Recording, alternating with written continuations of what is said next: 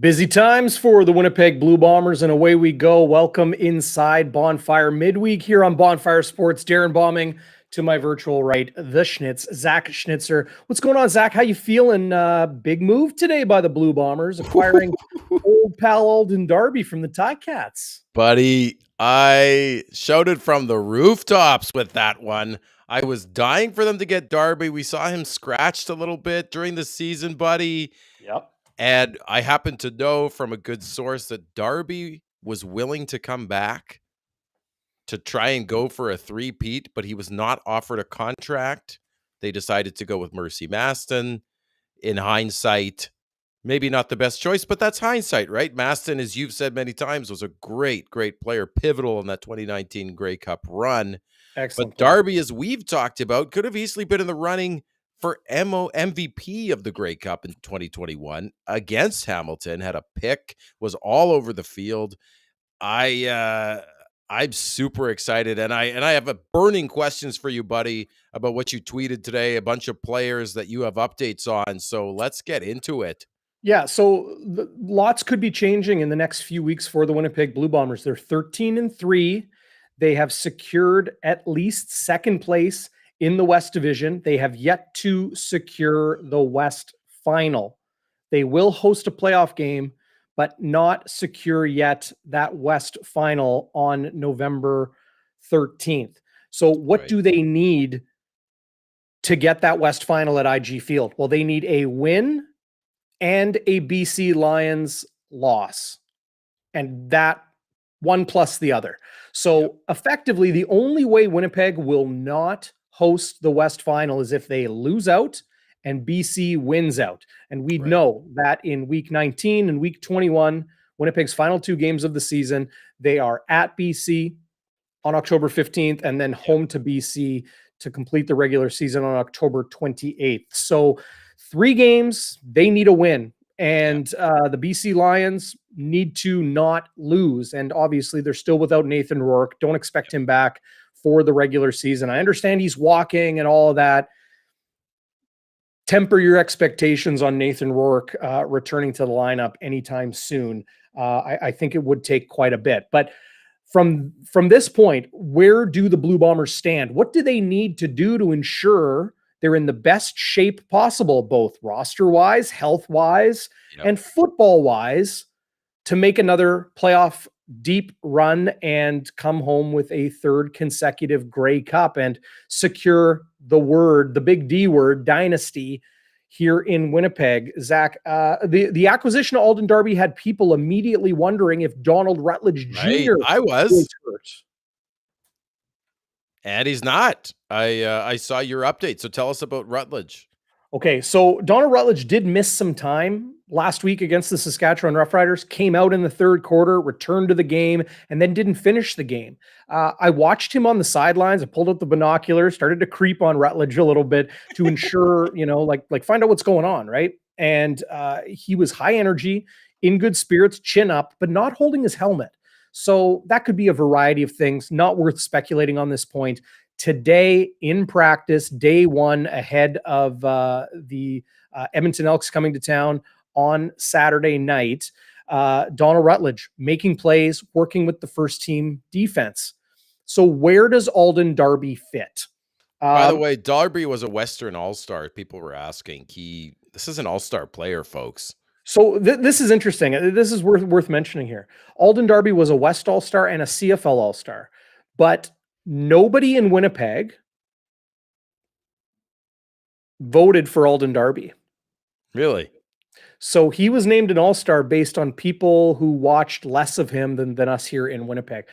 I just wasn't comfortable giving it to Alden Darby because Winnipeg had so many All-Stars, and I think there were better dime backs in the West Division last year in the CFL. Chris Edwards, look, he got himself into some trouble off the field or, after a game, still in gear, that sort of thing. But superb dime back. Same with Derek Moncrief. There was a lot of good players at that dime back spot. So I didn't vote for Alden Darby. I know the majority of us here in Winnipeg, I can maybe not speak for the head coach, Mike O'Shea, who gets a vote on these things. But either way, still a very, very good player. What did Mike O'Shea say about Alden Darby today? He's versatile and he's experienced. He said, Mike O'Shea, we weren't going to bring anybody in. They wanted to bring a veteran in, and they got their man. He saved them last season. Hopefully, I'm sure they're hoping he can save their season again this year. What did Zach Collaros say about Alden Darby? He said that Darby is an extremely smart player. When Winnipeg acquired Alden Darby last year, Zach, it took him a few weeks to get into the lineup. He was healthy. Maybe he needed to get into better shape. Maybe he needed to learn the playbook. I don't know specifically. We don't know specifically, but he took a few weeks to get into the lineup. And well, then he was ready to go, and he played quite well at an all-star level.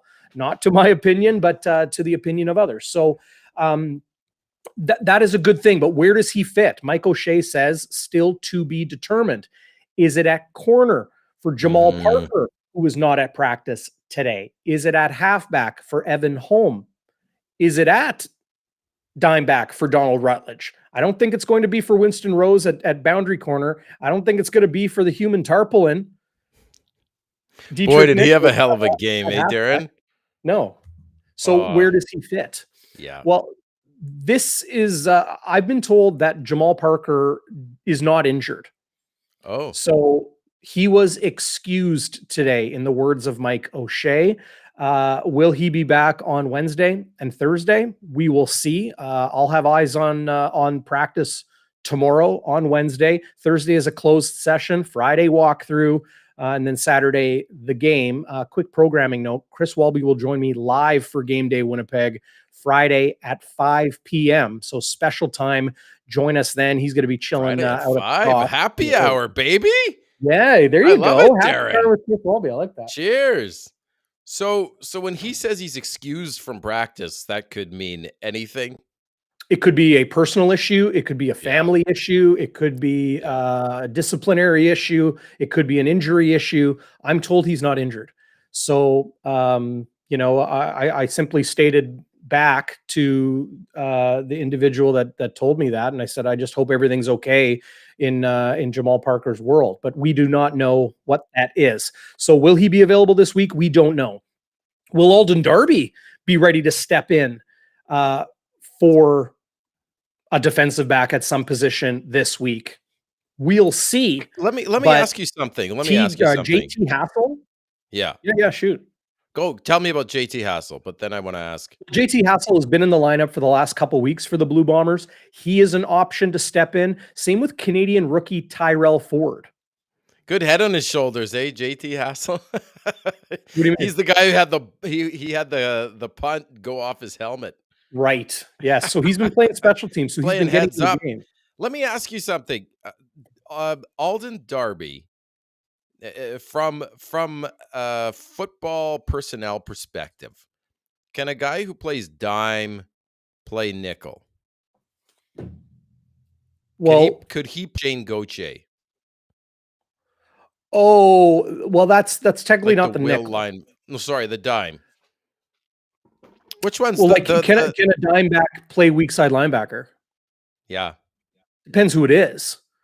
But because the dime is the stand, and weak right? side linebacker, middle linebacker where Adam Bighill's played all year, weak side linebacker where Kyrie Wilson would have played, where Malik Clements has played. Both of those individuals have played. That's a linebacker position. A weak side and a middle are similar.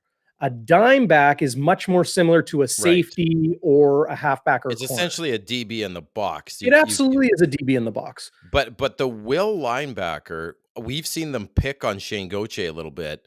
You even saw them put a fullback a couple of weeks in a row, right? Garmon, Gauthier with Hamilton, and then James Tuck had a big catch on Gauthier.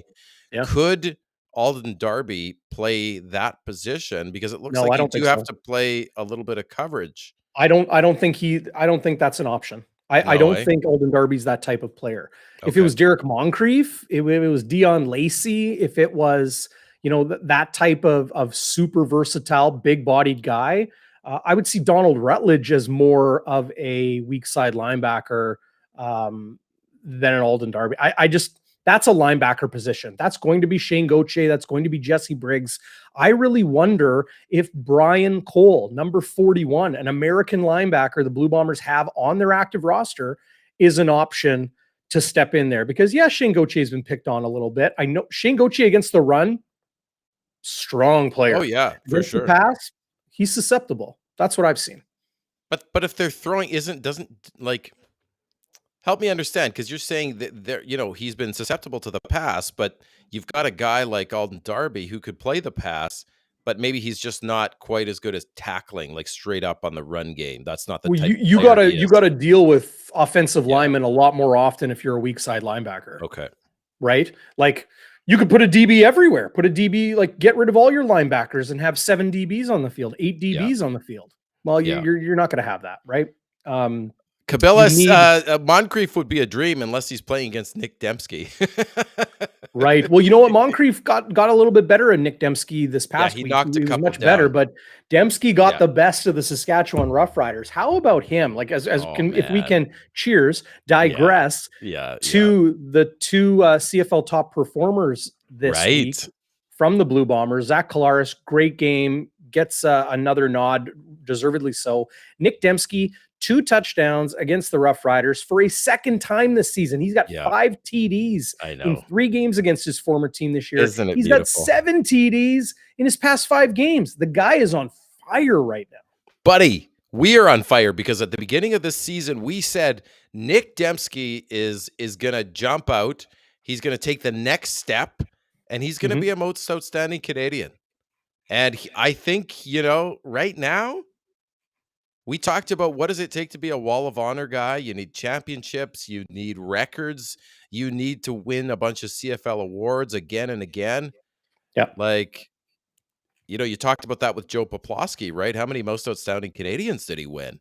Like 3, and he was a finalist like 5 years in a row or something. Like, yeah. I think I would love to see him win that, and I think he's on pace. He's just having an amazing year. I'm going to talk more about him in my sober second thought, but we get Collaros and Dembski, players of the week. That's awesome, man. Yeah, and I think deservedly so for those 2 guys. A big bounce back win for the Blue Bombers over Saskatchewan. So they sweep the Riders, sweep the Stamps. But Andrea and many others asking about the entirety of the Blue Bombers injury picture. Well, let's go to Stanley Bryant. You have you had a tweet here. These are big names, man. You've got Stanley Bryant, Jackson Jeffcoat, Teodric Hansen. Let's go through them. So there's some names people need to know.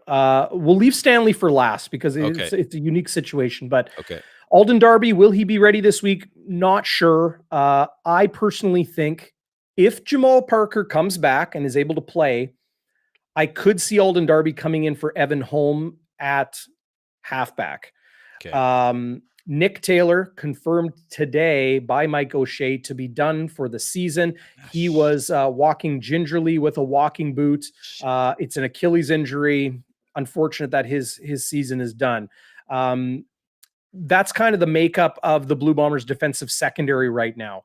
Adam Bighill, healthy and practicing.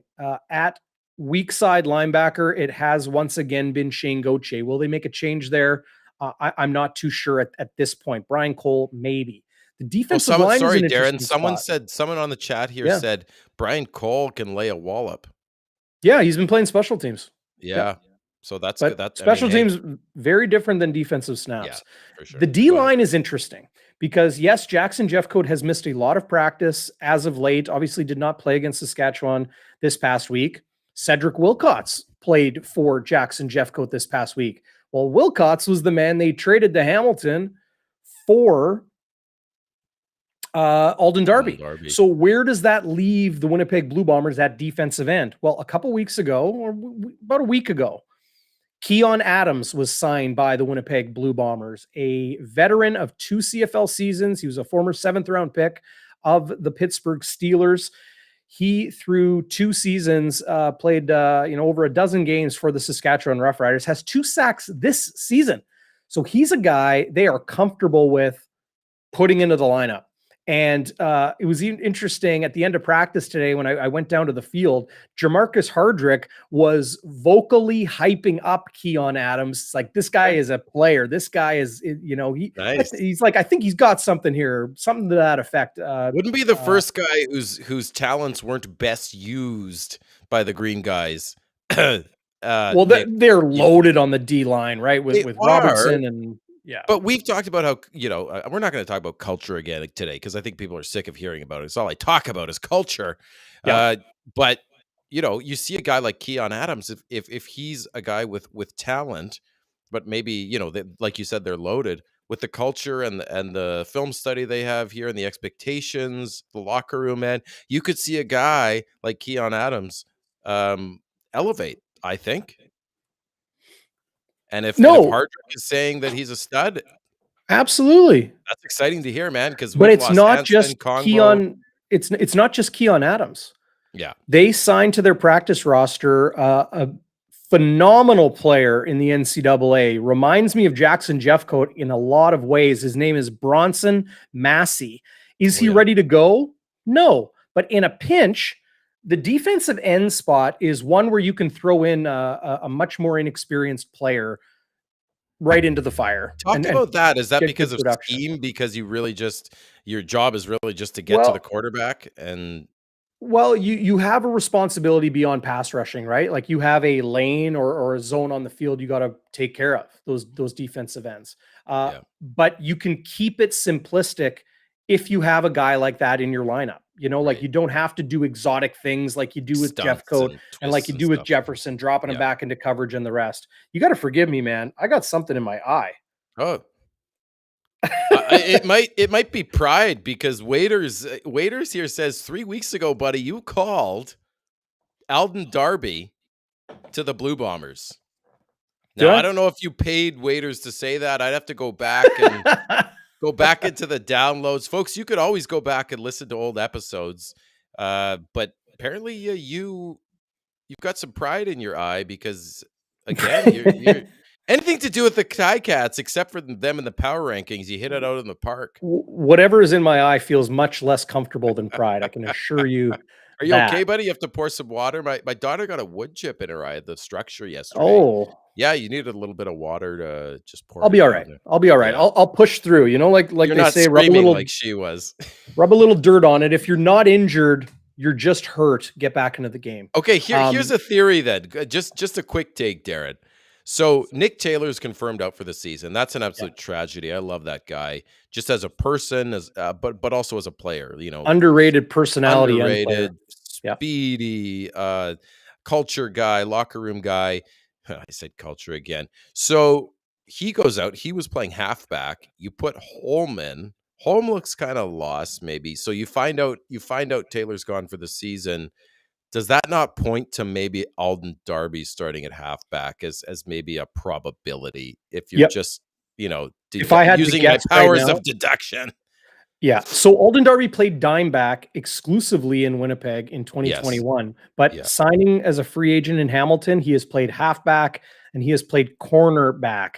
So those two positions, like Mike O'Shea said, extremely versatile. Yeah. Like Zach Collaros said, very smart player. And Collaros was a teammate of his prior to time in Winnipeg. In Toronto, right?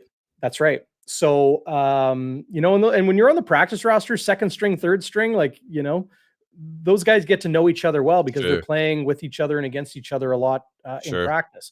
So with Cedric Wilcott's gone, you look at Keon Adams at defensive end. If Jackson Jeffcoat can't go, he was not at practice today. We'll wait and see what happens. I'm already starting to sound like the head coach. Hey, we'll wait and see. We'll see what happens on Wednesday. But I think the Blue Bombers have the depth they need at defensive end right now. Another person to mention in that is Teadric Hansen. So he showed up at practice today for the first time in a while. Oh, no kidding. Yeah. And he came onto the field in a walking boot, like so many injured Bombers players have this year, in a walking boot. It could be a variety of things. It's not specific to one injury, but he came onto the field and Mike O'Shea walked right up to him and shook his hand. So maybe it's been a while since Teadric Hansen has been in the building.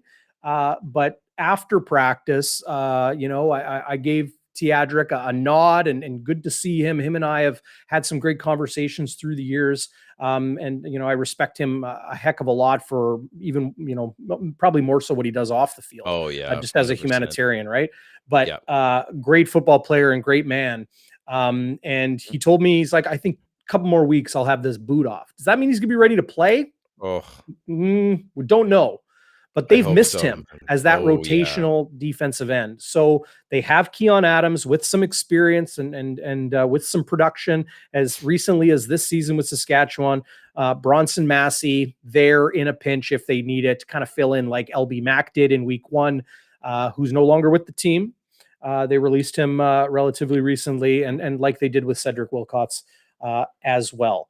So that's the picture at defensive back. That's the picture on the D line. Is Brian Cole somebody they would try at linebacker for, for Shane Gauthier? Maybe, but still no update. Like Kyrie Wilson, it's not looking very good for his return this season. We will see. Now, Malik Clements has been running around. So he is somebody I think is definitely a possibility to return at some point. Regular season, playoffs, don't know. But that's kind of the picture of the Blue Bombers defense at this point. Well, let me ask you, first of all, you're getting a lot of love from the chat here. They're saying you're Walby's warrior tonight for just, persevering through this eye injury. I'm good. He's seeing his way through it, folks. Seeing his way through it. The puns are coming. Hey, Pumper, what's up? Like but hey, Pumper's here. What's up, Daryl Pump? Brandel, CJ Diddick, Andrea, Gregory. Love you guys, waiters. Listen, do you see Clements as a bit of an upgrade on Shane Gauthier? Well, Clement, that was his starting spot that Gauthier's filling in for, right? Gauthier's been healthy all year, and it was Clements from day one, right? Well, it was Kyrie Wilson from day one, but Malik Clements came in and filled in extremely well. It's a good point. Yeah. Speaking of which, if we can flip over to the other side, let's go. Because I think we've covered the defense well. How about Chris Kolinkowski still starting despite Michael Couture, a 2021 CFL PA All-Star, voted by his peers as an All-Star for the entire CFL, healthy, dressing, coming in jumbo packages and in tight end sets. And it's still Chris Kolinkowski starting at center. Is that a Zach Collaros preference? Is that a Buck Pierce preference? A Mike O'Shea preference?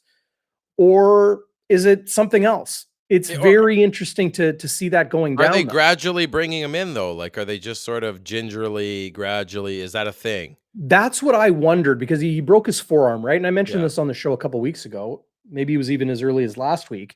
Are they being Cautious with him? Because O-linemen use their arms a lot. They're punching and smacking and swinging, right? In practice, he no longer has like a partial cast on his arm, like, like a plastic plate or something. He's just got straight up just a compression sleeve on his arm. So he's assumedly fully healed from that. So it could be load management, like they're just easing him in, as Booch27 is saying. But here Scott Roger is saying chemistry, don't fix it if it's not broke, right? So that's an interesting debate there. Hey, Darren? Interesting to see what happens. In the end, it's a good thing that they have healthy offensive linemen. I should mention, I pulled this up from Pumper. What about Demario Houston? Folks, the chain is here. My neck is killing me today. You were talking about your neck before we went there. My neck is killing me. Anyway, okay, go ahead. I do want to mention Demario Houston still not practicing. Does not look like he is close to a return. Of course, company line, we will see and remain hopeful for a guy. Demario Houston was the D. Alford of the 2022 Winnipeg Blue Bombers. If you didn't catch that interception from D. Alford, I heard about it. Sunday, I didn't see it. It locked down the win for the Atlanta Falcons. Now, you and I are going to revisit our NFL picks, get into our week 4 NFL picks, or week 5 rather. Obviously have our CFL rapid fire as well. We're going to crack some packs.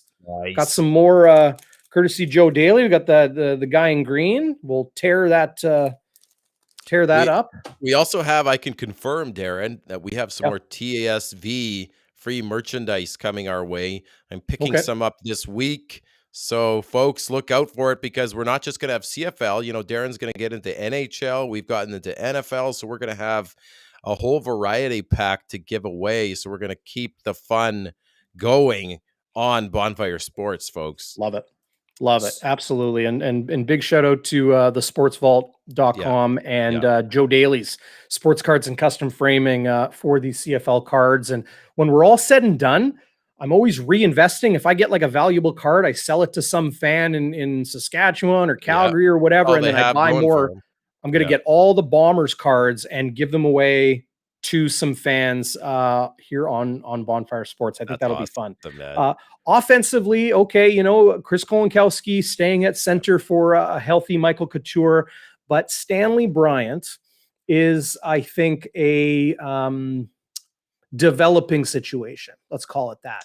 I asked Mike O'Shea today about talking with athletes about their health and what they need to ensure their body is ready to go for the long haul and for that week. And, you know, no real insight from the head coach other than saying, you know, like we do what we need to do to win. But the reality is the weight of a player's health now with the playoffs like a month away versus at the beginning of the season, it weighs differently. At the beginning of the season, the Blue Bombers were 0-0. And so was Calgary, and so was BC, and so was Toronto, and so was Saskatchewan, right? Everybody's 0-0. And then what? You know, like they rip off a whole pile of wins to start the year, 8-0. Well, they're not out of the woods. You got to play to win. Yeah. Now they have 3 games remaining. I don't expect them to lose 3 straight times, even if they have to be without someone like Stanley Bryant. So for a guy in Bryant who is a veteran, a workhorse, a Hall of Fame talent, we all know that. Is it time for him to take a rest? Over the last couple of weeks, he has not practiced, and we've seen Jeff Gray kick from left guard to left tackle. Is that what would happen in a game if, say, Stanley Bryant left mid-game? Probably. Yeah. Okay. But is that what the Blue Bombers would do with an opportunity to reform their roster, reform their offensive line for a game? I don't think so. They would put an American in there. And what have we seen this week that's been different from the last 2 weeks where Stanley Bryant hasn't practiced? We've seen an American, Eric Lofton. He wears number 55, play at left tackle. To me, this tells us they are going to rest Stanley Bryant this coming week. I could be wrong, but that's what those indications tell me in reading between the lines. I asked Mike O'Shea about Eric Lofton today. He says he's extremely athletic. You can see it. He's a quick football player, has size, obviously, to play tackle at the pro level, but really fleet of foot, really athletic. I think he's somebody that could take on the Willie Jefferson types, in game action. So it'll be interesting to see him if he is good to go. But for him, Jamarcus Hardrick, Pat Neufeld, they need to ensure those guys are healthy in November. Yeah. You don't want to drive them into the ground now when you've already got a playoff game locked up and you're 1 win away and 1 BC loss. Like essentially they beat BC once out of their 2 times. Yeah. They're going to host the West Final. So my priorities change as the season progresses. That makes sense to me. My only concern there, Darren, is if there's a big drop off, and just to say, like, from the sidelines, I've seen Stanley Bryant limping noticeably the last couple of games. So, that's concerning, right? And of course, you want to make sure he's good for prime time, which is the playoffs, one and done. But listen, I hope Eric Lofton can hold his own, because folks will remember when we played in Edmonton, it was a 14-point win, but it sure didn't look like that for most of the game, right? Like those Edmonton defensive fronts that Chris Jones was throwing out was giving us problems, and Zach was under pressure all night. So my big concern, not even winning or losing the game, my God, like just your left tackle is like your shield for your quarterback. It's your blind side. I sure hope Zach, he can just keep him upright, man. Like That does concern me a little Well, bit. that's your number one asset, right? Yeah, of QB1 course. is number one asset. But I would assume that Buck Pierce would scheme for that. And like Andrea Kohaj just saying, it's a good point. Edmonton has nothing to lose. They're desperate. The back's against the wall. They're battling with Saskatchewan still for that crossover spot because it's the CFL. And you can have 4 wins in week 15 or 16 and still be battling for a playoff spot. But listen, interesting about Eric Lofton. That's good inside information, buddy. It's good to have you here. Do we want to continue with Glad the to be here. offense? Thanks for having me on. Yeah, it's good to have you on, buddy. I love producing this show and giving guys like you a chance to show Thanks, their stuff. man. Maybe Appreciate one day you'll you. get on TSN. What about Stanley Ellingson? Bryan? Pardon me. Ellingson, he to me looks close to a return. I do expect him to come back this season. He's having fun while not practicing. Yes, don't get me wrong, he'd prefer to be practicing. Yeah. But he looks like he's having fun out there. He's of good spirits. He's kind of like jumping around on the bags and the pads, like the special teams. They got these padded mats that they tackle onto and whatever. He's jumping around on them like a kid. That tells me that things are going in the right direction for Greg Ellingson. Obviously not the type of year that he anticipated having, but Winnipeg has been pretty good in the receiving department with obviously the guys that have stepped up at times, including Carlton Agadosi, who had his 2 touchdown game against Calgary this summer. Where's right, he, man?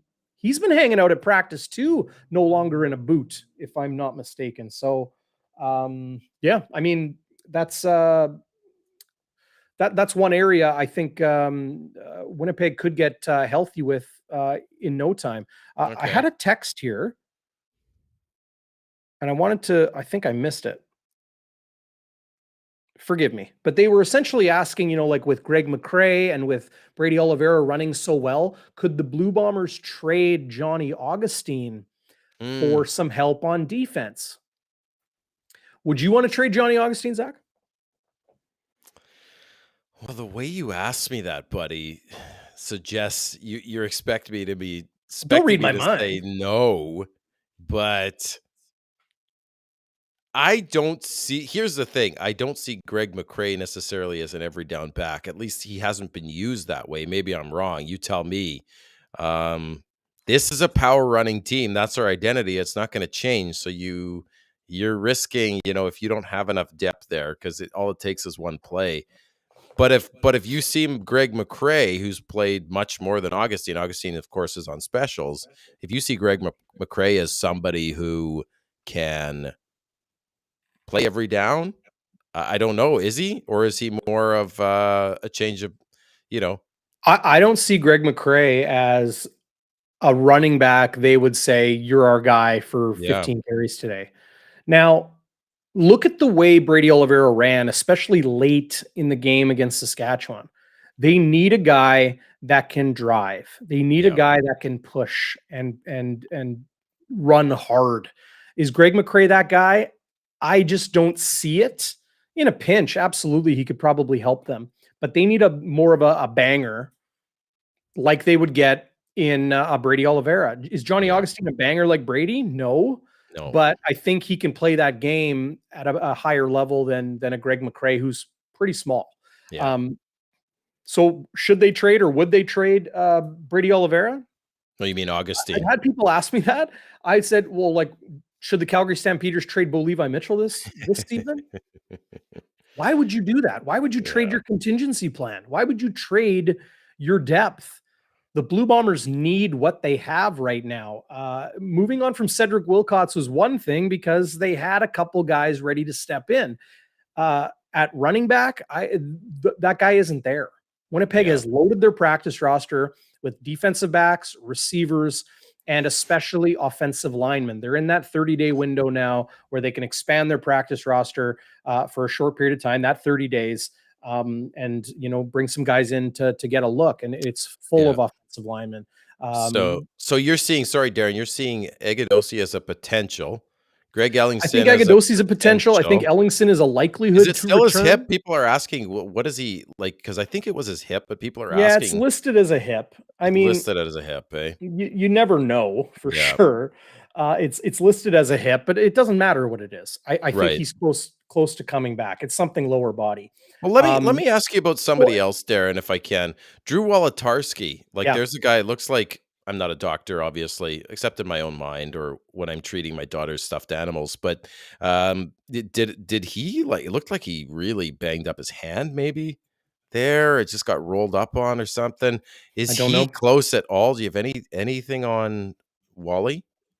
I don't get any indication from him. Yeah. You Okay. know, see him at practice and he's shuffling around and that sort of thing, but I don't know about Drew Wolotarski. Brendan O'Leary Orange, Bolo, Yeah. as He's I like to refer to him, has been playing well. I think yeah. he's somebody that brings a little bit more of a physical presence, Yeah. but less experience, less ability. I think, well, less proven ability Proven to make ability. some of those crazy catches that Drew Yeah. Wolotarski For sure. has made, and those clutch fourth quarter catches that Drew Wolotarski has made throughout this season. Especially, remember the Grey Cup? Like the way he played in the fourth quarter Oh really yeah. helped Winnipeg He was money, man. win. He was straight cash. So I think that's pretty Well, much it for can I the. throw one at you? Can I give you an audible here? I'm And I here for see you, some buddy. people asking on the chat, and I talked about it on After Dark, and I'm going to bring it up again. But here a timely post here. James in the Peg is saying Grant was catching punts really good today. I wanted to ask about Janarian Grant. Mhm. You know, it looked like he maybe just had an off game. He kind of misjudged a couple balls. One bounced past him. One I thought he should have caught on the run. I think he had about 11 yards total in returns. Now, of course, that can be a function of his blockers. But do you have any concern for Janarian Grant and that return game? Because it didn't that field position really was one area the Riders had against us.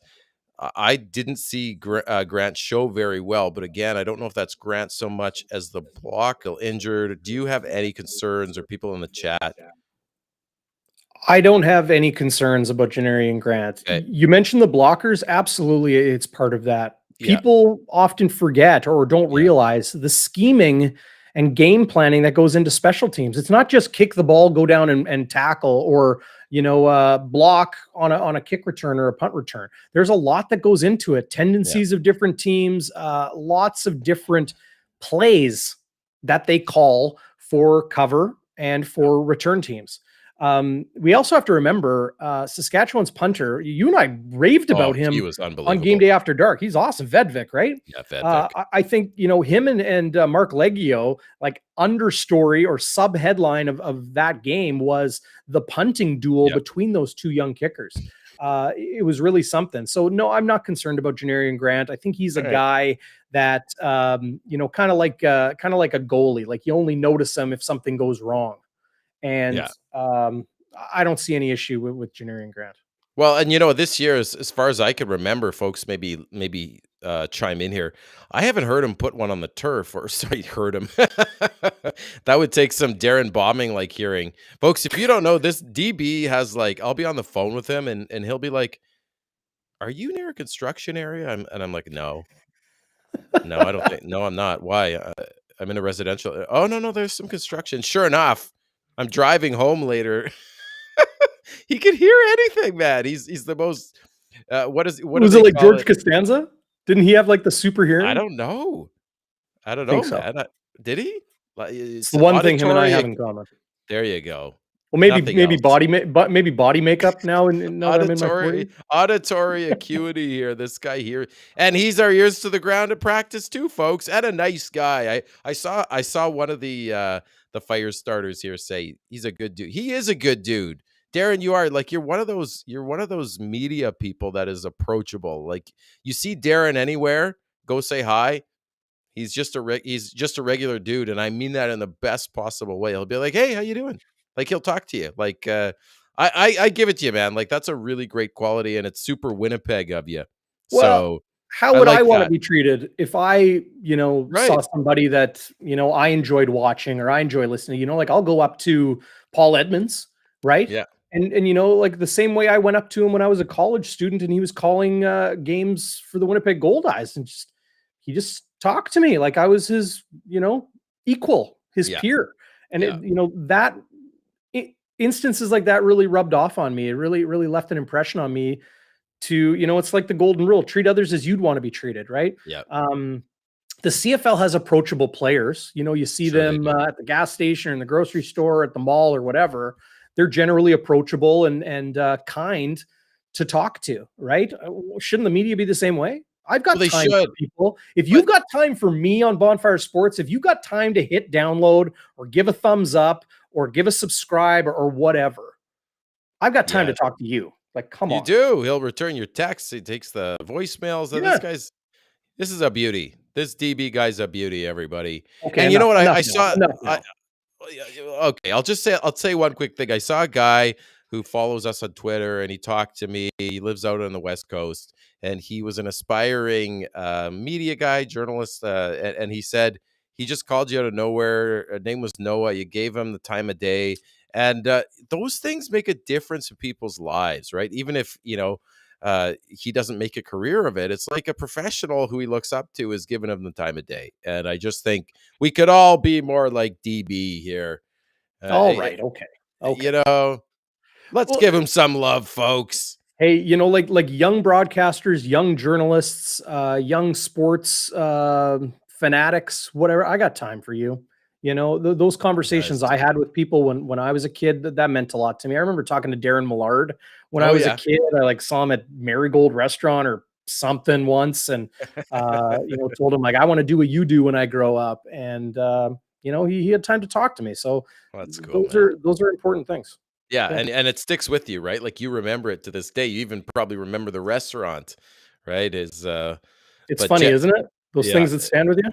Who's Yeah. this? Gary Schurz is paired with us on Facebook. Welcome to the show, buddy. Lots of good questions. Asking if we have a fullback that they use as a receiver. I haven't seen it as much this year, but Mike Miller is a guy Yeah. that especially when Lapo was running the offense, you'd see him get at least one catch a game, often on second down. Like the defense wouldn't expect it. He was good for one catch a game for 6-7 yards, but. Yeah, I would say Mike Miller could definitely do that Mike job. Miller is that guy. Yeah. Now, back to practice this week. Has not practiced the last few weeks, but back practicing. So, that's good that his body is in a good situation at this point of the year. If you don't see something happening that you've seen before, trust that Mhm. it's in the corner of the playbook. You Yeah, don't show your cards, right? you Um, don't. So, if I was an opposing defensive coordinator and I'm looking at all the things Buck Pierce does, it's a lot you have to deal with because it's a strong run game and it's a very versatile spread air raid offense, like pass game. Yeah. By air raid, I mean they'll send 5 receivers all the way downfield and the rest, jet sweeps and all of that stuff. And you never know what the roster makeup is going to look like from week to week. But you also got to remember, yeah, they could bring in Mike Miller at Yeah. tight end. I would even watch for Michael Couture. Just saying that, like, I don't know anything. I honestly don't. But like, if Michael Couture comes in and declares to the official eligible receiver, okay, lines up at tight end, he can catch a pass. Yeah.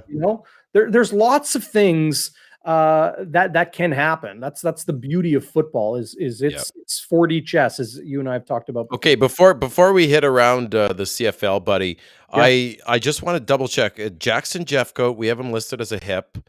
I missed what you said. What do you see with him? Is he coming back soon? Is this maybe something long term we should be concerned about? I think similarly to Stanley Bryant, you don't have to play him. Yeah. You get his body to where you need it to be. Was not at practice today. I didn't see him anyway. But yeah, we'll see. We'll see. I want to get a good look at Keon Adams, Yeah, for sure. and they got that other guy too, Cooper. What is his Yes. name? I forget his first name. Oh, shoot. Gregory will know. Gregory. Is it Gregory Cooper? No, I'm saying It's DeJuan Cooper or DeJuan DeJuan. Cooper. Okay. 6'3", 224 out of the University of South Dakota. So maybe somebody that Chris Streveler tipped off to the Blue Bombers' vaunted scouting staff. Yeah, I'm with Jeff Kabilas. I'd like to see Keon Adams in a game in blue and gold. And see how he operates. He was successful in Saskatchewan with a lot of good defensive linemen right there with, Anthony Lanier and AC Leonard and Pete Robertson and Charleston Hughes. You put him next, bookend to Willie Jefferson. Look out. I think it's like putting a young player like a Chris Kunitz on Sidney Crosby's line. It's like, who? What? Brian Rust? What? Who's this guy? And then you just, they pot a bunch of goals or get a bunch of assists. Right. Good analogy. I think that's a possibility. So yeah. You want to go around the league quick? Let's go around the league. All right. So I lost it here. Week 17 in the CFL was a 4-game slate. We're going to get into your sober second thought, Zach, in just a second, but the Bombers get back on the winning track 31-13 to sweep the Saskatchewan Roughriders. Their postseason can only go through the East Division. They need to finish with a better record than the third place team in the East in order to earn that crossover. The second game on Friday night was a bit of a blowout, and it was the final game that Paul LaPolice will head coach in Ottawa, at least for the time being. Lions take down the Red Blacks 34-19, Zach, and they're still fighting tooth and nail for second place, maybe even first place in the West Division. It still is a 3-horse race, pardon the pun, with the Stampeders right there. So what do you think of Lapo? I've heard different things. I've heard even O'Shea on the coaches show say, you lose your starting quarterback, you lose Jeremiah Masoli. Good luck. That sealed his fate. Yeah, O'Shea thought it was unfair. I've seen a lot of people say it was unfair. I've seen a lot of people, including Janine, who does the Ask Mouchoir not the Mouchoir podcast, for the Ottawa Red Blacks. They do a great podcast, by the way. I was tweeting with her a little bit, and she said it wasn't Masoli. Like Masoli didn't help, but they didn't win with Masoli either. And then, they had a lot of weapons that Schonberg gave him from Hamilton. And for whatever reason, he just couldn't get it going. And then the other thing was, regardless of Masoli, you saw continued game management issues with Lapo. So my question for you and the Firestarters here is that, did he deserve to be fired? Was he kind of the whipping boy here? So to me, it's tough when you lose your starting quarterback and you don't really have a strong enough roster, frankly, during a rebuild, right? Like Marcel Desjardins was fired a year ago, right? And Sean Burke comes over from the Hamilton Tiger Cats and takes over as GM, and he's trying to rebuild things. No, Paul LaPolice wasn't his guy. Zach, I don't know if you saw Paul LaPolice's tweet and the message that he sent out, a little bit of letter, classy as always, very classy, fully expected from Paul LaPolice, stand-up individual. But talking about how he's like, the story or the dialogue will be written that I wasn't the GM's man, and nothing could be farther from the truth. You can read into that what you will. Waiters mentioning that in the chat, I'll pull that up here, right? They always want their own guy as their coach. But to me, it was how the Ottawa Red Blacks lost. They didn't just lose games. They lost a lot of them very badly. So you might be without your number one quarterback in Jeremiah Masoli, but do you have that dig deep coaching ability to squeeze the most out of that stone, right? To mix metaphors there, squeeze the most out of that orange, the most juice you can. But was it fair? I mean, I think doing it now with Ottawa eliminated from the playoffs, I think it just opens the door to start having conversations with Kahari Jones or with somebody like Mark Killam, the special teams coordinator of the Calgary Stampeders. There's a name. Jason Shivers. Guys that might be ready to be a head coach. Brett Monson, Jason Shivers come to mind. Buck Pierce, I hate to say, you'd be silly not to think about that guy as a head coach. I like what Sling and Sammy's saying. You feel for him and his family. Like at the end of the day, they're great people. We know a lot of people who know Tina, right, his wife, who's from this area. you saw it in 2009, 2010, 2011, 2012. Sorry, not 2009, 2010, Lapo. You saw it like you're saying, Darren, you saw some similar things here with Ottawa, that the way they lost. And I often found that Lapo was playing not to lose. Even in this last game, like kicking short field goal after short field goal, right? Like throwing behind, like throwing a 7-yard curl when you need 10. Like, you see that stuff again and again. And this guy's forgotten more about football than I'll ever know. Don't get me wrong, but is it is it playing HC and OC? I don't know, but he just wasn't getting it done, and he had a lot of weapons.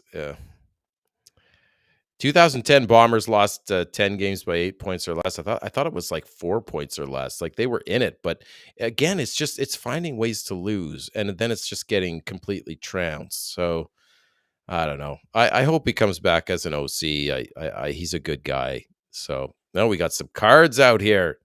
Now, all three players I've pulled so far: Brad Muhammad from Ottawa to Calgary, Vernon Adams from Montreal to BC, David Menard from Montreal to BC. Oh, a Suk Chung autograph. Traitor. Richie Leone. Oh, I'm going to talk And more about then him. Shaq Cooper. So, like, that was a very heavy trade pack. Yeah. If you want a Suk Chung autograph, you let me know. We'll get it to you. That's a sweet one. I mean, I miss Suk Chung. He was a great pick. He's good on the run, and probably better against the pass now too. With that BC pass game. So, well, lots of conversation to be had in the coming weeks for CFL All Star, and we'll probably get into that next week on the show. yeah. But you, the fans, have a vote now for your favorite players to earn CFL Division and League All Star nods. So that'll be interesting, and we'll talk a lot more about that as well. Nathan Rourke, MOP, MOC. There's a lot of interesting picks. Most outstanding defensive player in the CFL this season. I don't think you can hang it on just sack numbers or tackle numbers or the rest. It's going to be interesting the rest of the way. Yes, I'm looking forward. We'll do that next week, because you can pick all the positions, and we get to get inside Darren's mind as someone who actually does have a vote. I'm still pumping your tires here, buddy. Yeah, enough already. Yeah, no, yeah, that's enough. His hat's gonna Your pop check off. is in the mail. Yeah. We had a few other games, right? So we have BC trouncing Ottawa, Montreal with a late win, with what was it, an interception? There, 100-yard touchdown return. Yeah, a 100-yard return touchdown from Beverett. What a huge signing he was from the Hamilton Tiger Cats. Well, that's interesting because Taylor Cornelius, that was his rep, right? In the XFL, was throwing untimely interceptions in the fourth quarter, and there you have it, right? Like, they basically lose the game, and poor Elks fans, right? Like, they've now set the CFL record for most consecutive home losses. Wow. I mean, I know they're the enemy, they're the evil empire, but boy, nobody wants to see that. Nobody wants to see that. But the Elks are a better team than they were last year, and they're a better team today than they were back in June. So obviously, Chris Walby and I will get into a lot of the game preview on Game Day Winnipeg Friday, live at 5 p.m. this week. Don't miss it here on Bonfire Sports. And do want to tell everybody right now, if you can, head down to the video below, give us a thumbs up, subscribe if you haven't. You can find us on all the major podcast apps, sub up there, download the episodes. If you miss some of the video and the fun here on YouTube, you can find us on your podcast app as well. Numbers have been growing consistently all season long, Zach. So awesome to see that. So yeah, Stamps absolutely obliterate the Toronto Argonauts. I don't know about you, but I'm worried about the Calgary Stampeders. I think they're a team that is going to make some noise in the postseason. Oh yeah, they're. To be perfectly honest with you, they're. I don't want to say they're the only team I'm worried about, but they're definitely the number one team I'm worried about here. Oh, Rashid Bailey.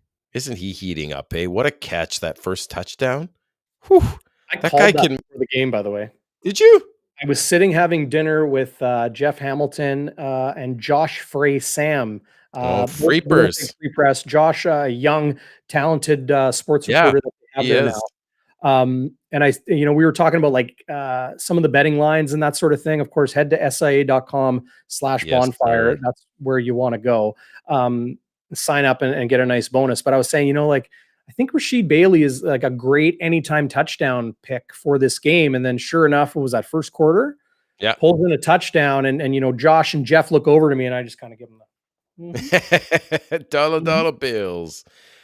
By the way, Scott Roger apparently parlayed and got a couple of bills. He was saying on SIA.com. So way to go, Scott. Tell us what you bet on there, buddy. I won on the over for yardage for Zach Collaros, 259.5, I believe it was, and he the third quarter had me worried when we had 8 yards of net offense, but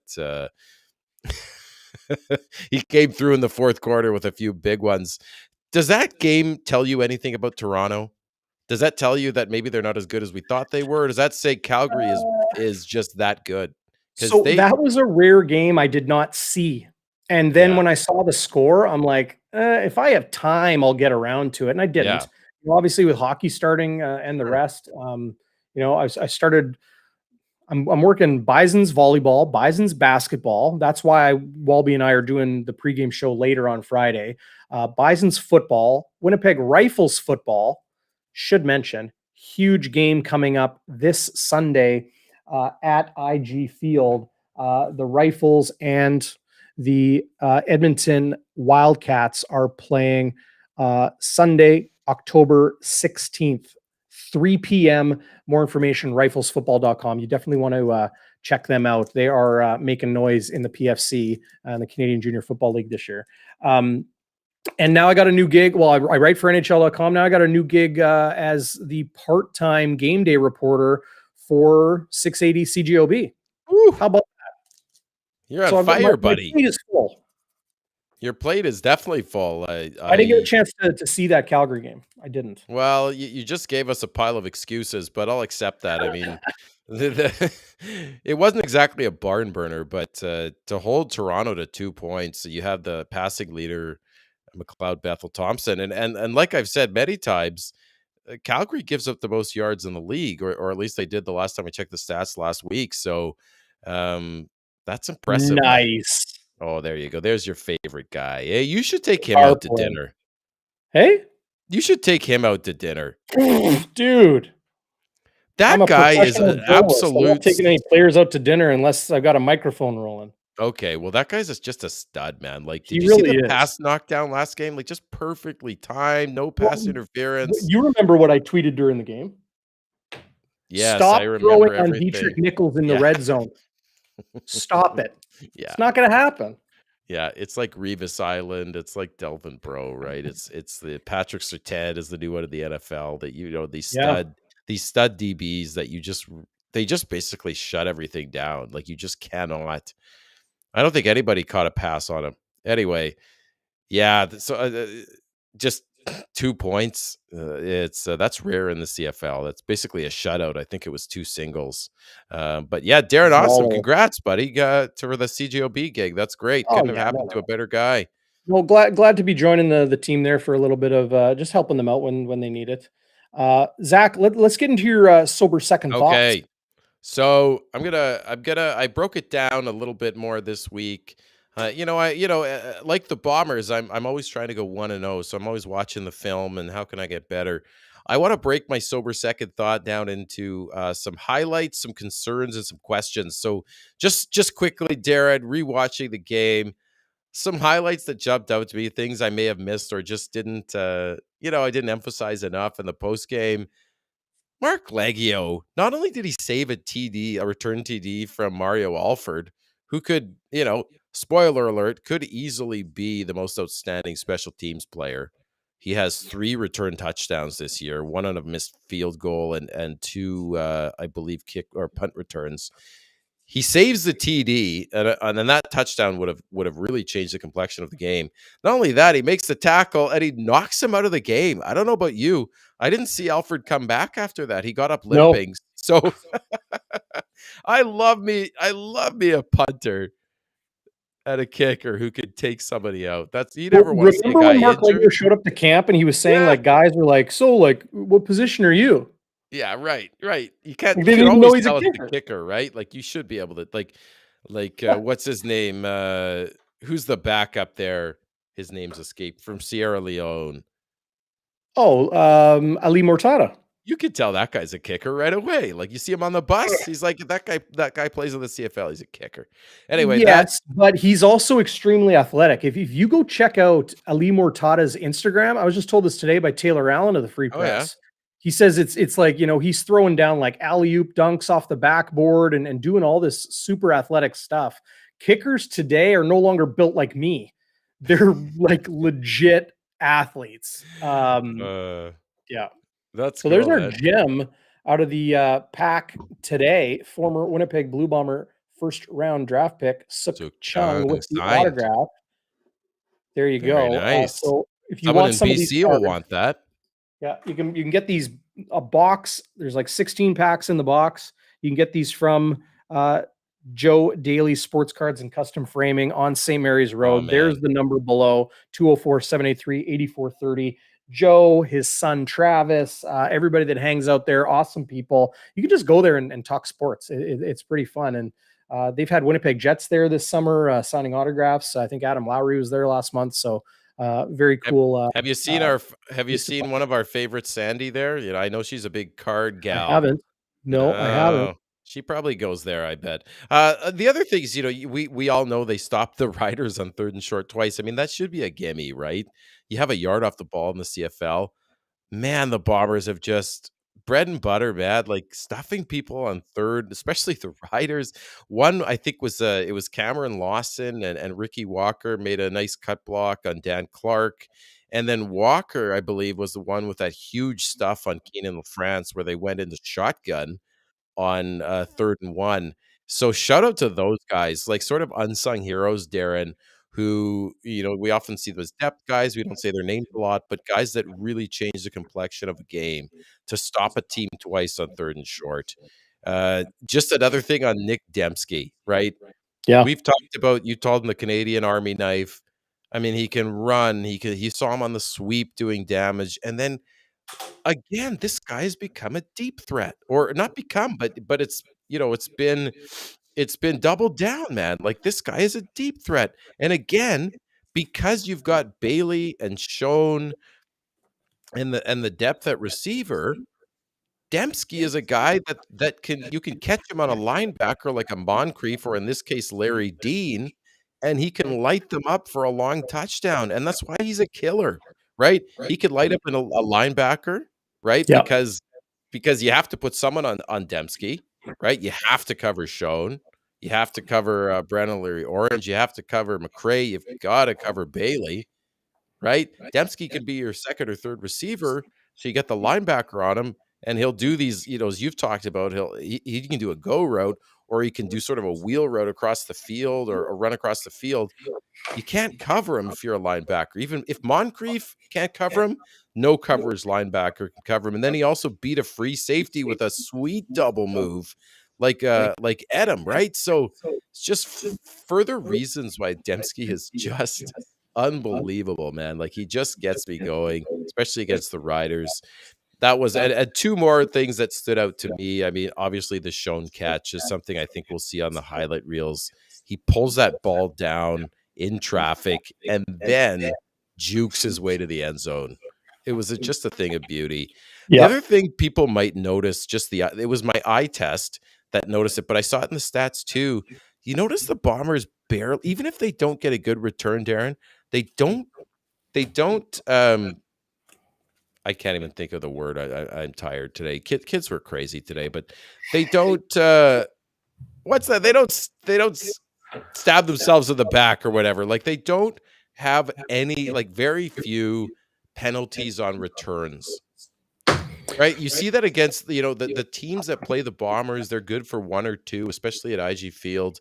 They're just killers, right? They put you back in the field position, and Winnipeg is so good at being disciplined. Like, talk about that's hard to do, right? Because you can get out leveraged. You're running full speed. I mean, it must be pretty easy to get a holding or a legal block on a Those special teams penalties are shoot themselves in the costly. foot. Thank you, Gregory. Yeah. Yeah. I mean, you just lose tons of yardage. So props to the Bombers for that. Last thing that stood out to me is just Biggie's first quarter hit on Keenan LaFrance. He stood him up, and it was just bone rattling. Smack. Right? You see the crowd go up. I think it was even a first down, but regardless, right? Like, wow. He just stood him up, squared him up, and just smoked him. Okay, got a couple concerns. The first one is Biggie. This might surprise people. I saw a couple more missed tackles this game. I saw one when in that last like sort of Winnipeg Blue Bomber killing drive with Hamilton, Darren, where we were down by 10 and we just needed a 2 and out. We had all the momentum, and Biggie missed a tackle on Wes Hills, that running back, which would have stuffed the drive. He missed another couple tackles this game, and then I saw him clutching his bicep. I am not one to question Adam Bighill. Okay, he's a hell of a player. He's a Ring of Honor player. Do we have any cause to be worried about Biggie? I've talked to a couple other fans who've seen maybe he's not quite the player he was last year. Well, like, look, if he's grabbing his bicep during the game, like, you ever stub your toe? Yeah. You ever got a Charlie horse from your cousin? Not from my cousin per se, probably my brother. Maybe from your daughter. Oh yeah, for sure. She packs Right? a punch. Mega dad Zach Schnitzer, but yeah, sure. I don't look anything into that. He's practiced all season. He has not taken vet days. Waiter's mentioning that he's missed some tackles. Yeah, he's not having the MODP type season like he did last year and in seasons past. But I remember 2019, was not his best season. And I learned later in the year that, he was, struggling with a lower body injury through the season. Is he banged up? Everybody's banged up. Everybody but to is. answer your question, I am not concerned about Adam Bighill until he gives me a reason to be concerned. He's playing well. Yeah, he's missing tackles. He's missing more tackles than usual, though, Darren. That's my concern. I hate to say it because he's a gem of a guy. Well, I'm just worried. Is it age? Is it injury? Humans are not immortal. The best make mistakes, and players, like, look, you can't be elite forever. Right. That's just what I'm saying. Are we seeing him on? Are we seeing the beginning of maybe a bit of a decline for Adam Bighill? That's all I'm asking. Some players' careers go like this. Yeah. Other players' careers go like this, and others go like this. Like it's different for everybody. But again, I'm not going to be concerned about Adam Bighill until he gives me a legitimate reason to be concerned. Am I going to keep eyes on him to see if that happens? Yeah, I'm going to watch a little closer, but I'm not concerned. As Gregory says, Father Time is undefeated, Zach and DB. So, look at that. Or Mother Time. Not necessarily a father. Could be a mother. Could be gender non-specified time. I don't know. It was always Mother Nature and Father Time. Yeah, I think we need to get past those. No shot at you, Gregory. I know you're just saying a euphemism, but we got to get past that stuff, folks. Now, why? There's mother and father. Mother Nature. Well, not every family has a mother and father. Not everybody identifies that way. We don't want to get into that. No. Darren, I saw Dakota Prue. Football tonight. Let's stick to football. It's a little more black and white there. Prukop had a toss. He had one more concern. He had a toss played to McRae in the third quarter. I believe that's when we had 3 2 and outs. We really sort of went dormant. I'm not super concerned about that. I mean, it's 3 drives that went 2 and out. Big deal. They came back and won. But I saw another sort of short yardage, second and medium play, third in a row if you count the 2 in Hamilton that didn't work. I'm wondering if people are concerned that people are sort of starting to read the mail on the Prukop package, or is it just Hamilton and Saskatchewan are really good defenses? Saskatchewan's defense is good. They're a good defense. Yeah. How did Winnipeg beat them in the second half when, Saskatchewan scraped back into the game? It was deep shot. Like it was 3 plays. Well, it was 4 plays and 2 touchdowns, and it was 3 completions. They just Buck Pierce or Zach Collaros or both of them found something and exploited it. Yeah. And it was very impressive to watch because it was 2-0, 2-0, 2-0. And I think if you go, to start the second half, and if you go back to the last few possessions of the first half, I have my notes here, but I'm not even going to look at them. It doesn't matter. Yeah. They Doesn't matter. they went a good stretch of time without being able to do too much. Yeah. I'm not, the other team's getting paid to play. Well, that's I didn't put it as a concern because they're getting paid to play. And I went through the third quarter offensive drives, Darren. I mean, one was a throwaway where everybody was covered. One was a great play by Moncrief knocking a ball down. Like these are very good players, but and they ended up scoring 31 points. They ended up with 31. They were a loaded gun just waiting to fire, and 2 quick. And strikes, the way they right? killed the clock, I think, was as impressive as anything late in the game. Oliveira for 9, Prukop comes in and sneaks it 2 yards for first down. Oliveira another 9, Oliveira 15. Then I left the stadium because I'm like, okay, I got to get home to do the post-game show. It was like he was basically putting the nail in the coffin in the season of the Saskatchewan Roughriders. To me, that's what I saw. I saw them just demoralized. You could see the body language. They knew he was going to run, and he just took it to him. Shout out to Colorado Avalanche fan 2022. Bombers are going to win Grey Cup 3 times in a row. New commenter in the live chat. Are you my buddy Norm? My buddy Norm is a huge Avalanche fan. I'm wondering if that's you, Normie. But if it's not, well, even if it is, welcome. Appreciate buddy. You coming into the live team chat. To cheer for. Okay, so Waiters said it should have been 17-17 instead of 24-13 with that quick strike. Here's the last question. Or no, not the last question. My first question, because now I'm into questions here. Is it a fair criticism that Saskatchewan settled for a field goal at the beginning of the fourth quarter, Darren? They're down 17-10. You have to score touchdowns against the Winnipeg Blue Bombers. And they make they make a 1-score game into a 1-score game. I believe it was 3rd and 6. You saw Fajardo throw kind of a duck to it was a terrible pass. Terrible pass. He's had terrible pass to Kean Schaefer-Baker in the flats. Who was wide open. He would have strolled into the end zone. He would have strolled in. So then it's a tie game, right? Do you kick a field goal there?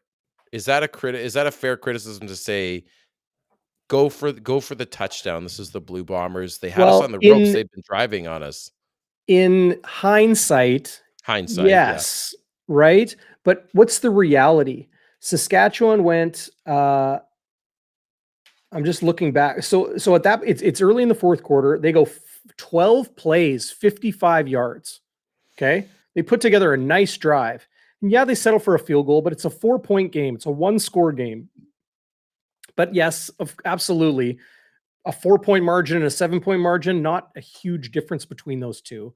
A touchdown ties it versus a touchdown wins it, right? Or gives you the lead. But you just went 12 plays, 55 yards. You're moving it consistently. I don't hate the field goal there because you have almost a full quarter to play. But then, Saskatchewan goes 2-0. They're third of the game following that. And then their next possession, it was a 52-yard strike to Kean Schaefer-Baker. Then Fajardo ran for 4, then an incompletion, and then it was a turnover on downs. Yeah. So in hindsight, absolutely, I get that. But in the reality of the game, you look at the numbers. I know DT likes to get into that, and he hates going for field goals when it can be a 1-score game or a 0-score game, especially in the fourth quarter. I understand all that math and that sort of thing, but it does come down to what Mike O'Shea talks about a lot, and that's flow of the game, feel of the game, and the experience of someone like Mike O'Shea or like a Craig Dickinson or a Dave Dickinson or a Rick Campbell. I don't hate it. I don't think that was an egregious error. I don't think it was egregious either, to be honest. And the way the Riders were moving the ball, they probably thought, well, we're going to get back here, right? At the same time, if you don't make it, the way that the Bombers weren't moving the ball, then you're pinning the Bombers on their own 6. So, I mean, and that's sort of Craig Dickinson is all about supporting his players, right? So then you're supporting your defense, are you not? But just something I thought was interesting. Okay, let's speed through this. A couple other questions. So, will Dalton Schoen pass Perry Tuttle's rookie receiving yards record for the Bombers of 1,373? Schoen has 1,113 with 3 games to go. Would need to average 87 yards a game. Is he going to break the record, Darren, and our fire starters? What do you guys think? 87 yards a game? I think he's absolutely able to. He's able to, yeah. Perry Tuttle, Romby Bryant, Chris Matthews, James Murphy. So, 261 yards to pass Tuttle for the record. I think he can do it. Yeah. Absolutely. Yeah, he can. Interesting to see if there's some resting guys, though. But I don't know that they would rest a guy like Schoen, younger guy. But I think that would be awesome if he broke the record. Corey May, yes. What did Corey May say? Oh, he said, I'm thinking a Mike Miller 24 jersey will never get old. Oh, no. Killer. He's the GOAT. He's the GOAT. Okay, here's my 2 more questions, Darren. And then I'll stop my sober second thought because it's I don't know if it's sober anymore. Brady Oliveira only needs 142 yards to get to 1,000. I saw that looking at the stats and I thought, wow, if you would have told me, because remember, Brady Oliveira was a guy that people were saying we should have kept Andrew Harris, put in Augustine, everybody was saying put in Augustine. This guy is now on pace for over 1,000 yards. He only needs 47 yards per game. You can run on the BC Lions. Would you have believed me or people if they would have said at the beginning of the season, this guy's going to get 1,000 yards when he was struggling? There was a game where he had like 13 yards on 10 carries there. Shout out to him, man. And do we think he'll get to 1,000? I sure hope so. What do you guys think? A great season. The thing that impresses me most about Brady Oliveira, just a quick thought, is right here. The mental fortitude, the emotional fortitude for this individual who was open about how hard it was to hear the criticisms from his hometown fans.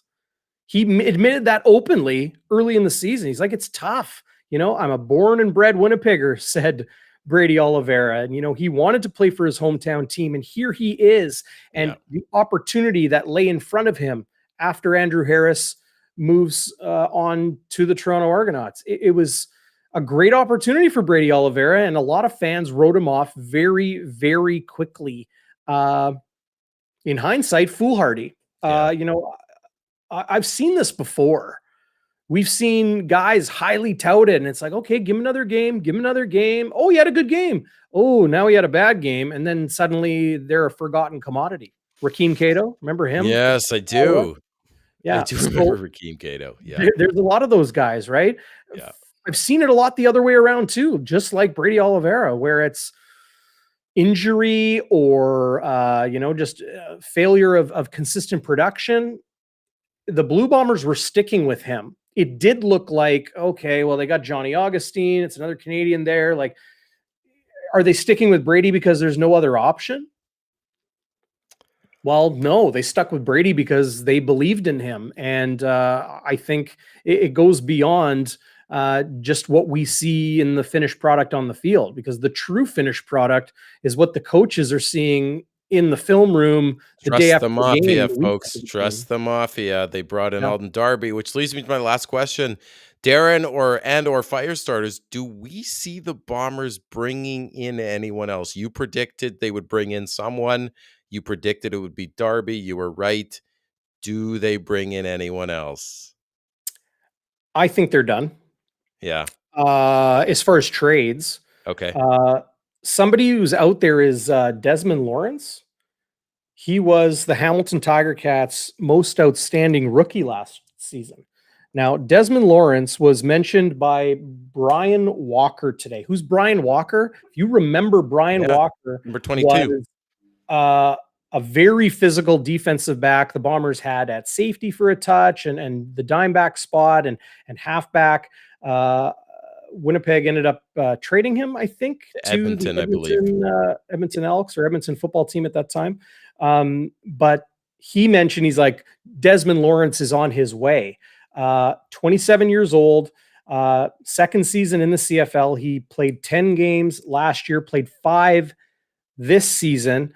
Had 2 interceptions in 10 games in 2021. Was a very, very good player for them. Could he be joining the Winnipeg Blue Bombers? Possibly. But when a player is your team's most outstanding rookie 1 year and then 5, 6, 7 games into the next season, he's cut for inexplicable reasons. Is it an injury issue? Probably not if he was cut. Is it an attitude issue? Is it, does he have personal issues that he wants to deal with? So he wants to step away from football for a while. All these things are possibilities. And I've only mentioned the obvious, there's lots of things that could be into that. So we'll see. We'll see. I think that's kind of like the motto, if I made a Winnipeg Blue Bombers video, it would be like Winnipeg Blue Bombers. We'll see. We'll see.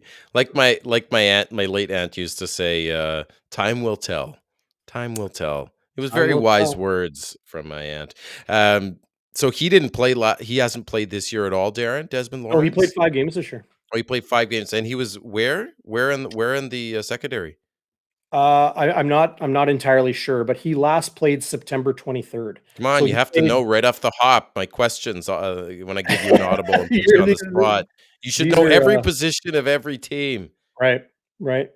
Well, I do know Alden Darby was a healthy scratch with the Hamilton Tiger Cats quite a bit this season. So it tells you what they saw in Desmond Lawrence, or at least we're getting in Desmond Lawrence, or trying to get in Desmond Lawrence.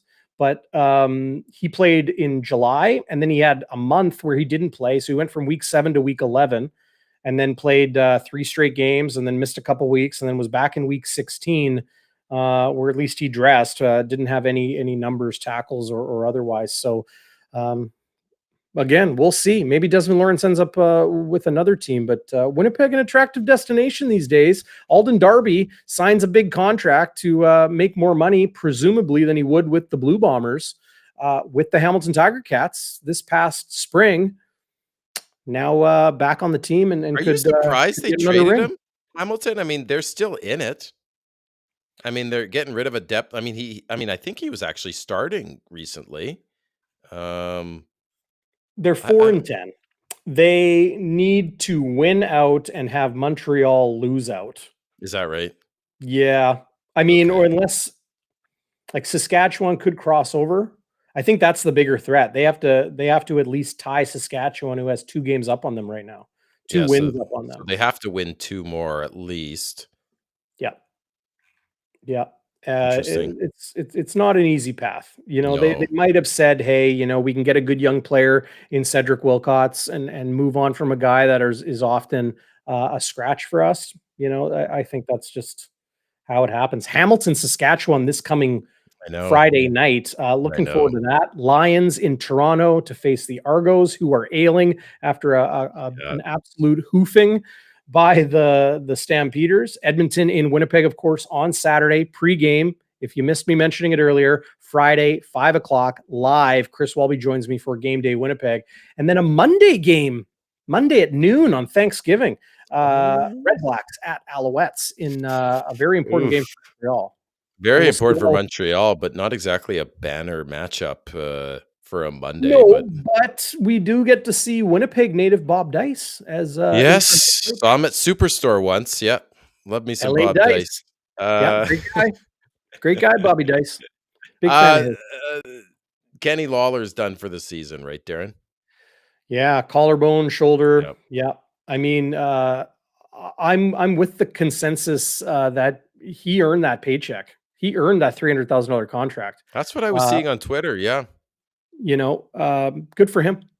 Good for him. He that was a show me deal. There was nothing guaranteed in that deal. And look who was throwing him the ball, right? Yeah, well, not exactly Zach Collaros. Edmonton needed him. They used him. Good on both of them. I think that was a shrewd move. Yeah, they paid, but he earned it. I hope the best for Kenny in the years to come. Yeah. Well, listen, I saw Josh Wolf bringing in one of people on our Firestarter chat here. He suggested maybe we look at the Red Blacks DBs, Sherrod Baltimore and Abdul Kana, the Dice Man kind of thing. Maybe there's some other DBs, but like you said, maybe not doing any more trades here. Should we get to our NFL picks? Dare I say? Ooh, we'll come back to CFL, folks. Don't worry. We're just going to quickly. We're going to do our CFL rapid fire picks. Yes. Courtesy of SIA.com/bonfire. Zach, last week in the NFL, we will get to CFL in a second, as you mentioned, but in the NFL, you took Jacksonville plus 6.5 against Philly, and that was a miss. They lost 29-21. So close. 8-point margin. You good in horseshoes and hand grenades. Yeah. You took Pittsburgh to cover 3 versus the Jets, and the Jets won 24. Come on! It's the Jets. The Jets are Come on. So we've now established a pattern. You're 0-4 on the season. Over. We just started it officially last week. You missed with Kansas City. You missed with San Francisco. I was surprised by that one. Rub salt in the wound here. Yeah. Well, San Francisco looked so bad against Denver the week before that I picked against them this week, and that was my miss. I picked the Rams to cover, I took the Rams plus 1.5. They ended up losing 24-9 to Jimmy Garoppolo and the San Francisco 49ers on primetime. The Rams look lost for a defending Super Bowl champion. That trend continues in the NFL of Super Bowl champions not named the Patriots, kind of stinking in the next season, or at least struggling. But I hit on the Chargers to cover 5 in Houston. As soon as that game kicked off, I realized, I didn't go to SIA.com/bonfire and put a couple bucks on that game. I ended up getting that I think I got a line during the game of 10.5, and they won by 10.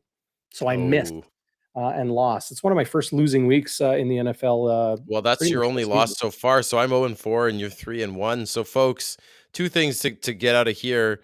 Do the opposite of whatever I pick, and you should be fine.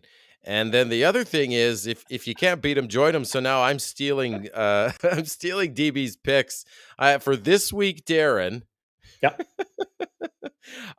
You picked the Chargers, so now I'm gonna pick the Chargers. I picked both LA teams last week. You're taking both LA teams this week. Yes, I think the Rams they're gonna bounce back. I mean, they were a Super Bowl winning team for a reason. They're at Dallas. Sorry, Gregory, Dallas is visiting. LA Rams are at home, -4.5. I think they are going to cover that. Confidence in the Rams. Cooper Rush is playing well. I mean, good for him, but I just see the Rams bouncing back. So, hey, I could be wrong, but of course I could be wrong. Dallas is ready for a letdown game, right? Like Cooper Rush has been great. Yeah. We might even see Dak this week. They say he's a possibility. Oh, is that right, eh? Yeah. Okay. Well, either way, I see the Rams bouncing back with that defense. Yeah. And then my other pick is against stealing reading his homework, as Jeff Gabilis is saying. Sorry, I'm chirping there, Josh. I see the LA Chargers covering 3 on the road versus Cleveland. I think the Chargers offense is heating up, and it's Cleveland. So those are my picks, buddy. I'm going prime time in week 5. I'm taking Kansas City to cover 7 points at home against the Las Vegas Raiders. The Raiders are coming off ever again. They screwed me. What? They've screwed me, Kansas City, on 2 of my picks here on Bonfire Sports. Yeah. Well, I just don't think the Raiders are going to be able to string together 2 strong games in a row. The Chiefs look like they found their pace a little bit. I like them to cover 7 points at home against the lowly Raiders. And then Cincinnati, to me, is a team that is very much heating up. I know Baltimore really flexed and played a good game against the Buffalo Bills, but let the Bills back into the game and mounted a pretty impressive comeback against the Ravens. I think Cincinnati is a team that is heating up and climbing up the rankings or climbing up the standings in their division. I like Cincinnati +3 in Baltimore on Monday night. Ooh, So those are my picks. So to recap, you got the Chargers. You got the Chargers -3 at Cleveland. You got the Rams -4.5 at Dallas. I've got Kansas City -7 at home to the Raiders, and I've got Cincinnati +3 at Baltimore in those two primetime games. Okay, you ready for our CFL rapid fire? Now, let's do it. Check the ticker below. And that's where, look, you go to SIA.com/bonfire. You can bet NFL, NHL, CFL, Major League Baseball. The playoffs are on tap. NBA, you name it. They got great futures and prop bets and great bonus available when you sign up through this link, SIA.com/bonfire. 100% bonus is always a nice thing. And from what I have looked at, the best bonus out there right now for new deposits. Okay, so CFL games, Zach. First game Friday night. The Rough Riders are in Hamilton in a must-win game for both teams. The Ticats are favored by 2. I would take the Riders. Okay. I think they're due for a win. I think they played reasonably well until the end of the fourth quarter there, Darren. Mm-hmm. And I like if Hamilton's in fires, this is supposed to be rapid fire. I'm taking Saskatchewan. Okay. I'm going to go contrarian to you, and also because the Ticats, I've been rolling with them all year. I'm sticking with them. I like the Ticats to Loyalty, cover buddy. 2 points. I think they'll win by 3, maybe 5 at home. Saturday afternoon, the BC Lions are in Toronto, and the Argos are favored by 1. I'd take the Argos. I think they're a good enough team to bounce back. I think that loss in Calgary shook the Argos. I'm going to take BC to cover, or not to cover. I'm going to take BC +1 in that game. Edmonton in Winnipeg. Get this. The Bombers are 13-point favorites at home against the Elks on Saturday at 6 p.m. at the Madhouse on Matheson. What do you think of that spread number? That's a massive number, man. But you know what? The Bombers beat them by 14 last time, and it was even a close game. So I will say that they cover. Okay. I'll keep the trend. I will go contrarian to you. I'll say I'll take Edmonton +13. So I do think Winnipeg will win, but I don't think they'll win by 2 touchdowns. All right. Edmonton's a lot better than they used to be. I agree. Ottawa in Montreal in the Turkey Day game, and the Alouettes are favored by 7. That is a sharp line. This is a tough one. 7, I think for me is if that's sharp, I'm dull. I mean, I would take that in a heartbeat. I think Ottawa's the Alouettes cover. Broken. I think the Alouettes cover that at home. Okay. Absolutely. Well, then you and I are going opposites all through this. This is good. You think Ottawa's going to get within a touchdown? Often when teams move on from their head coach, they're rejuvenated. Nick Arbuckle threw for a lot of yards last week. I think Bob Dice can inspire something. Montreal has a lot to play for. I think this will be a close one, but that's why I got Ottawa +7. All right. Woo. Awesome. Well, you and I just opposites all day. I love it. Yeah, but opposites attract, and I hope you guys are attracted on Friday to happy hour edition of the pregame game day Winnipeg with you and Walby. That's a great time to be getting on YouTube, buddy. Yeah, and we'll wrap up the CFL trade deadline. Of course, that is Wednesday at 4 p.m. Central Time. Are the Blue Bombers done? We will see. There's also obviously lots of roster movement, injuries to get to, and what the Blue Bombers game day roster will look like on Saturday against Edmonton. But that pretty much does it for us, doesn't it? Yes, buddy. We were I'm getting better at this rapid fire. I like it. We should keep track of these too, or should we? Well, it'll be easy this week because we were opposites We were on all opposites. of them. Yeah, I feel like I might be doing better in my CFL picks than my NFL picks. So anyway, enjoy the trade deadline, folks. Hopefully, some excitement happens here. You don't forget what happened 3 years ago in the trade deadline with Mr. Zach Collaros.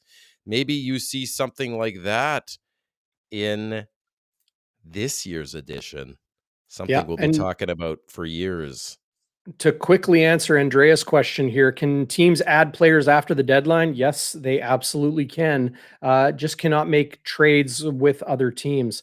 Scott Roger mentioning the Winnipeg Rifles are on the buy. The Rifles are a sponsor and supporter of Bonfire Sports. So go check them out on all the social media channels at Rifles Football, riflesfootball.com. New website coming in very short order as well.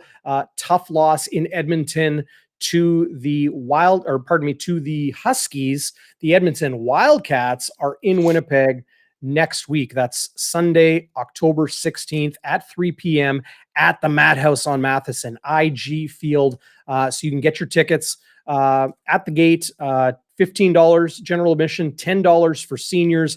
Under 18, free of charge to get into the Winnipeg Rifles game. Quarterback Bryson McNeil is leading the country in passing yards by a healthy margin. This team is entertaining football to watch, fighting for second place in the Prairie Football Conference, the powerhouse conference of Canadian junior football. The Regina Thunder are 6-0. I think they're 7-0 now. They are a dangerous team, but Winnipeg had a 15-0 lead on them in the first quarter just last week. So things wide open. Go check them out, riflesfootball.com. Rifle up. Rifle up. And sorry, just a quick thing here. Bonfire Do or Die Fantasy League. I'm not winning. I'm 24th, but NJLAF 705 is winning 1,560 points. Just in front of for the MCW and Tedley. And then in our Pick'em League, Darren, we, of course, still have Ryan Harris. Tedley 2 at 1,424, but C. Diddick is on his heels, 1,100, 300, 366. It's barely a two-horse race there. And don't forget, you get prizes if you win those leagues. Neither of us is really in the running there, but those leagues are continuing. So don't forget to make your fantasy and pick 'em picks, folks. Absolutely. Hit the hotline 204-816-TIPS. That's 816-8477.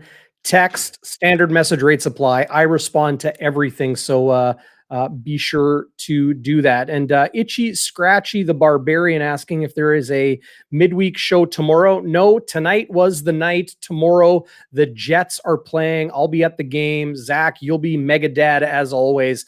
So our next live show here on Bonfire Sports is Friday, Game Day Winnipeg with myself and the legend Chris Walby at 5 p.m. on Friday. And then you and I will do a little bit of post-game action on Saturday following Bombers Elks.